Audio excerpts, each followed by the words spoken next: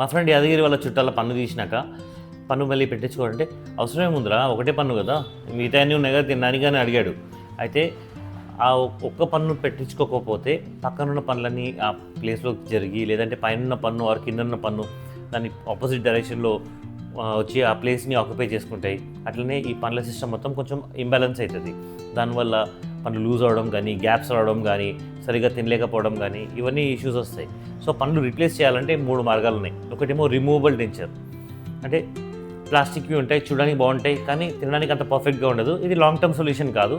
అది తీసి పెట్టే పన్ను రోజు తీయాలి, నైట్ కడుక్కోవాలి, మళ్ళీ నీళ్ళలో పెట్టేసి నెక్స్ట్ డే మార్నింగ్ మళ్ళీ పెట్టుకోవాలి. ఇది కొంచెం ఇబ్బందిగా ఉండొచ్చు కానీ చీప్ ఆల్టర్నేటివ్.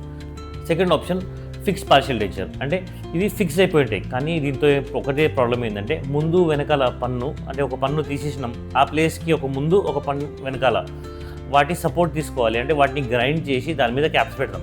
సో ఇది దీన్ని బ్రిడ్జ్ అని కూడా అంటాం. మూడో option and best option is dental implants. ఇవి చాలా నార్మల్గా న్యాచురల్గా ఉంటాయి.